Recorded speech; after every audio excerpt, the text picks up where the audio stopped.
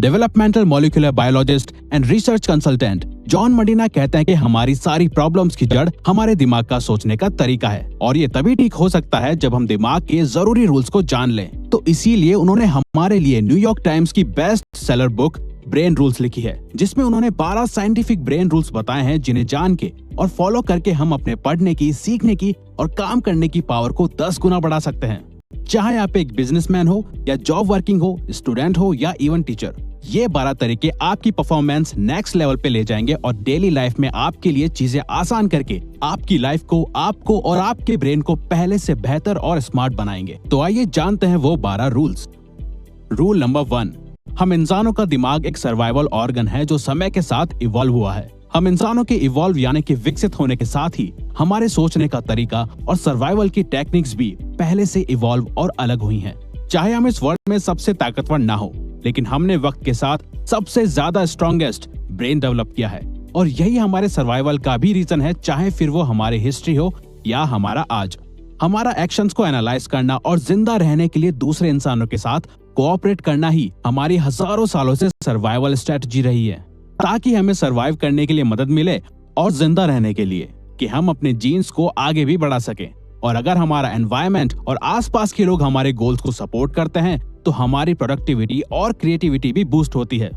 लेकिन अगर हमारे यही रिलेशंस, कनेक्शंस और अंडरस्टैंडिंग दूसरे लोगों के साथ सही ना हो तो वो ग्रुप और एनवायरनमेंट हमारे ब्रेन और हमारी लाइफ दोनों को बेकार बना देता है और यही चीज हमारी वक्त से पहले डेथ का भी रीजन बन सकती है। तो सिर्फ स्ट्रॉन्गेस्ट ब्रेन सर्वाइव करते हैं, ना कि strongest bodies. Rule number 2, exercise करना हमारे ब्रेन की पावर को बढ़ाता है। रिसर्चर्स ने 2 तरीके की पॉपुलेशन पे एक स्टडी की जो एक दूसरे से अलग लाइफस्टाइल जीते थे। ग्रुप ए में वो लोग थे जो रोजाना फिजिकल एक्सरसाइज करते थे और हाईली एक्टिव रहते थे, और वहीं दूसरी तरफ ग्रुप बी में वो लोग थे जो कोई भी फिजिकल एक्सरसाइज या एक्टिविटीज नहीं करते थे। तो रिसर्चर्स ने पाया कि ग्रुप ए का कॉग्निटिव स्कोर ज्यादा था ग्रुप बी के मुकाबले। वैसे तो हमारा ब्रेन रोज 19 किलोमीटर चलने के लिए बना है, लेकिन अगर हम हफ्ते में 2 से 3 दिन 30 मिनट भी कोई फिजिकल एक्सरसाइज करें तो हम अपने दिमाग की एनर्जी को बढ़ा के सोचने और सीखने की पावर को बढ़ा सकते हैं, क्योंकि एक्सरसाइज ब्रेन में ब्लड पहुंचाती है और फिर वही ब्लड एनर्जी ग्लूकोज की मदद से ब्रेन में टॉक्सिक सेल्स को खत्म करती है, ताकि ऑक्सीजन का फ्लो हमारे ब्रेन से ब्रेन फॉग और थिंकिंग ब्लॉक क्लियर कर सके। साथ ही ब्रेन में ज्यादा न्यूरॉन्स पहुंच सके और वो न्यूरॉन्स हमारी क्रिएटिविटी और मेंटल शार्पनेस को बढ़ा सके। रूल नंबर 3, अच्छी नींद हमारी सोच को सही और प्रोडक्टिव बनाती है। प्रॉपर स्लीप ना मिलने के कारण ब्रेन हमारे फोकस करने की power, brain functions, memory, mood और इवन लॉजिकल थिंकिंग को भी वक्त के साथ डैमेज करता जाता है। एक स्टडी में ये तक पता चला कि सिर्फ 26 मिनट स्लीप नैप लेने से नासा के पायलट्स की परफॉर्मेंस 34% तक बढ़ गई थी। तो अगर आप भी दिन भर थका हुआ फील करते हो या दोपहर में आपके सोने का मन करता है तो ये कॉमन है, क्योंकि दोपहर 3 बजे के आसपास दिमाग में बायोकेमिकल्स के बीच एक जंग चल रही होती है, जिसमें एक तरफ जगे रहने की कोशिश होती है तो दूसरी तरफ सोने का मन करता है। तो उस वक्त अगर पॉसिबल हो तो हमें कुछ देर की झपकी जरूर लेनी चाहिए। डॉक्टर मरीना का कहना है कि असल में हमारा ब्रेन सोने के दौरान भी रेस्ट नहीं कर रहा होता, वो दिन भर की इंफॉर्मेशन को प्रोसेस और चीजें लर्न कर रहा होता है। लेकिन हमारे लिए प्रॉपर स्लीप और नैप्स लेना बहुत जरूरी है एक प्रोडक्टिव माइंड के लिए। रूल नंबर 4, हमेशा चिंता करना हमारी लर्निंग एबिलिटी और दिमाग दोनों को डैमेज करता है। हमारा ब्रेन लगभग सिर्फ 30 सेकंड्स तक चलने वाले स्ट्रेस से निपटने के लिए ही बना है, ज्यादा लंबे समय तक रहने वाले स्ट्रेस के लिए नहीं, क्योंकि ज्यादा स्ट्रेस लेना हमारे ब्रेन की ब्लड वेसल्स को खराब कर देता है और इसके कारण हमें हार्ट अटैक भी आ सकता है। अगर आपको घर में, क्लास में या जॉब में आपको रोजाना काफी ज्यादा स्ट्रेस एक्सपीरियंस करना पड़ता है तो यही स्ट्रेस आपके लाइफ में सक्सेसफुल होने के चांसेस को भी इफेक्ट करता है। मतलब अगर आपके घर का एनवायरनमेंट ठीक नहीं है तो उसका स्ट्रेस आपकी जॉब में या क्लास में आपको परेशान करेगा और आपकी परफॉर्मेंस और प्रोडक्टिविटी को खराब करेगा, क्योंकि ज्यादा स्ट्रेस से कॉर्टिसोल बढ़ने के कारण हिप्पोकैम्पस में सेल्स डैमेज होने लग जाते हैं और हमारे ठीक से सोचने और याद करने की एबिलिटी कमजोर होने लग जाती है। तो अगर आपके रिलेशंस ठीक नहीं है और इस बात का आपको स्ट्रेस होता है तो उन्हें ठीक करो और अपने घर का स्ट्रेस अपने ऑफिस या क्लास में लेके मत जाओ। जिन चीजों और लोगों को कंट्रोल नहीं कर सकते उनका स्ट्रेस आपको नहीं लेना चाहिए। रूल नंबर 5, हर दिमाग डिफरेंटली वायर्ड होता है। हमें स्कूल में बताया गया था कि हम इंसानों का ब्रेन एक जैसा होता है, लेकिन ये इन्फॉर्मेशन गलत है। काफी रिसर्च के बाद साइंटिस्ट ने बताया कि हर इंसान की ब्रेन की वायरिंग अलग होती है। हम अपने ब्रेन को डेवलप तो कर सकते हैं, लेकिन हमारा ब्रेन किसी और की तरह बिल्कुल सेम नहीं हो सकता, यहाँ तक कि 2 जुड़वा बच्चों का भी नहीं। डिफरेंट ब्रेन वायरिंग को हमारा एजुकेशन सिस्टम इग्नोर करता है ग्रेड सिस्टम के थ्रू, जहां हमारे इंटेलिजेंस को हमारे टेस्ट और एग्जाम्स के मार्क्स एंड परसेंटेज से नापा जाता है, जबकि हर स्टूडेंट का, एम्प्लॉय का या कस्टमर का ब्रेन डिफरेंटली वायर्ड होता है। जिस वजह से businesses like Amazon world wide करोड़ों लोगों की इंफॉर्मेशन और इंटरेस्ट जान के सक्सेसफुल कंपनी बनी है।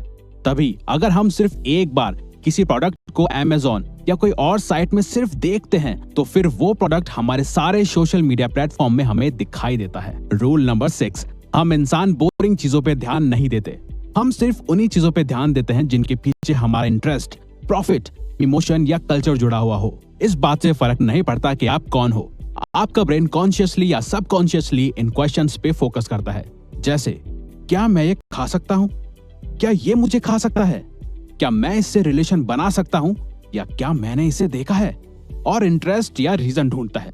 ब्रेन मल्टीटास्किंग के लिए नहीं बना, लेकिन फिर भी ऑफिसेज और स्कूल्स मल्टीटास्किंग करना एनकरेज करते हैं। मल्टीटास्किंग हमारी गलती और फेलियर के चांसेस 50% तक बढ़ा देती है।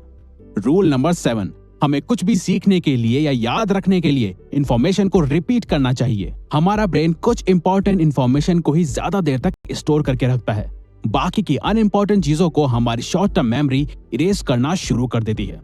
तभी विजन बोर्ड, रिटन गोल्स या रिमाइंडर्स जरूरी है हमारे ब्रेन को याद दिलाने के लिए कि ये इन्फॉर्मेशन इंपॉर्टेंट है। अगर आपको किसी चीज को याद करना है या किसी चीज को सीख के उसमें बेस्ट बनना है, तो आप उस चीज को हर कुछ देर बाद रिपीट करो, जिससे कि प्रैक्टिस हो सके और बार बार एक ही चीज पे ध्यान रखा जा सके। रूल नंबर 8, हमारे सभी सेंसेस एक साथ काम करते हैं, तो हमें उन सभी का पूरी तरह से यूज करना चाहिए। हमारी स्मेल करने की सेंसेस ही बटरी पॉपकॉर्न से सीधा हमें मूवी थिएटर की याद दिलाती है, या बारिश और फूलों की खुशबू हमें किसी पर्सन, सिचुएशन और जगह की याद दिलाती है। तो अगर आपको पढ़ते वक्त या काम करते वक्त कुछ याद करना हो, तो आप उसके साथ एक स्मेल या फ्रेग्रेंस को जोड़ सकते हो। अब चाहे ये आपका परफ्यूम हो या रूम कैंडल, आपको जब भी वो स्मेल आएगी, आपको पास्ट में हुई इंफॉर्मेशन याद आएगी, और इसके चांसेस 10 से 50% भी हो सकते हैं। रूल नंबर 9, हमारी देखने की सेंस हमारी सभी सेंसेस से ज्यादा होती है। हम विजुअली देखी गई इंफॉर्मेशन को ज्यादा याद रखते हैं कंपेयर टू सुनी गई या पढ़ी हुई। आपको बायोग्राफीज पढ़ के शायद याद नहीं होगा कि कौन से पेज नंबर पे एग्जैक्टली क्या बात या सिचुएशन लिखी थी, लेकिन अगर उसी बायोग्राफी पे कोई फिल्म बनी होगी तो उस मूवी के सीन्स आपको अच्छे से याद होंगे, क्योंकि हमने अपनी हिस्ट्री में जानवरों, खाना, खतरा, सिचुएशन और इंसानों को देखने के बाद ही जाना है कि हमारे लिए क्या सही है और क्या नहीं, और फिर उसी विजुअल पावर को हमने आर्ट या लिटरेचर में कन्वर्ट किया, ताकि हम चीजों को विजुअल याद रख सकें। रूल नंबर 10, म्यूजिक सुनना या कंपोज करना हमें स्मार्ट बना सकता है। डॉक्टर मरीना की वाइफ भी एक क्लासिकल म्यूजिक कंपोजर रह चुकी हैं, और उन जैसे ही काफी म्यूजिशियंस को ऑब्जर्व और स्टडी करके ही ऑथर ने जाना कि हमारा म्यूजिक टेस्ट हमारी पर्सनैलिटी को शो करता है, और म्यूजिक हमारी मेमोरी और स्किल्स को शार्प भी कर सकता है। म्यूजिक कंपोज करना हमारी रीडिंग एबिलिटी, मैथ्स और इमोशनल इंटेलिजेंस को बढ़ा सकता है, और म्यूजिक सुनना हमारी मूड को चेंज और वोकैबुलरी इंप्रूव कर सकता है। ये एज टू एज और इंटरेस्ट में डिपेंड करता है। रूल नंबर 11, मेल और फीमेल का दिमाग एक दूसरे से डिफरेंट होता है। एक बार रिसर्चर लैरी केहिल ने मेल्स और फीमेल्स को एक हॉरर मूवी दिखाई और पाया कि उस दौरान मेल्स के ब्रेन का सिर्फ राइट हेमिस्फीयर काम कर रहा है और लेफ्ट हिस्सा शांत था, वही फीमेल्स का लेफ्ट हेमिस्फीयर काम कर रहा था और राइट हिस्सा शांत था, जिससे उन्हें पता चला कि मेल्स और फीमेल्स का स्ट्रेस हैंडल करने का, सोचने का और काम करने का तरीका एक दूसरे से काफी अलग होता है। और ऐसी ही काफी केस स्टडीज करने के बाद मेंटल हेल्थ प्रोफेशनल्स को पता चला कि फीमेल्स मेल्स से ज्यादा डिप्रेस्ड होती हैं और नर्वस हो जाती हैं, और प्यूबर्टी के दौरान वो काफी एंजाइटी भी फील करती हैं। वहीं लड़के प्यूबर्टी के दौरान एंटी सोशल हो जाते हैं। मेल्स और फीमेल्स का इमोशंस को हैंडल करने का तरीका भी एक दूसरे से काफी अलग होता है। रूल नंबर 12, हम इंसान एक पावरफुल और नेचुरल एक्सप्लोरर्स हैं। हमेशा कुछ नया एक्सप्लोर करने का डिजायर हमें कभी भी अकेला नहीं छोड़ता, लेकिन हम ज्यादातर अपनी क्लासेस या ऑफिस के क्यूबिकल में ही फंसे रहते हैं, जबकि हम ह्यूमंस नई चीजें एक्सप्लोर करने के लिए और सीखने के लिए बने हैं। हम बचपन में कितने क्यूरियस होते हैं, हर एक चीज को तोड़ के या खोल के हमें उसके बारे में जानना होता था, लेकिन यही चीज उम्र बढ़ने के साथ कम हो जाती है। गूगल अपने एम्प्लॉयज को हमेशा एटलीस्ट 20% टाइम देता है एक्सप्लोर करने के लिए, और यही एक्सप्लोरेशन ने जीमेल और गूगल न्यूज आइडियाज को इन्वेंट करा।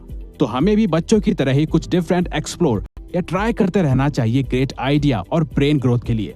तो ये वीडियो यहीं खत्म होती है। अगर आप चाहते हो कि हम किसी पर्टिकुलर टॉपिक पे या प्रॉब्लम पे वीडियो बनाएं, तो प्लीज कमेंट बॉक्स में बताओ। हम उस पे वीडियो बनाने की कोशिश करेंगे, क्योंकि हम यहाँ आपकी हेल्प करना चाहते हैं। और हाँ, सब्सक्राइब करके और बेल आइकन को ऑन करके इस चैनल को ग्रो करने में सपोर्ट करो। Thank you for watching.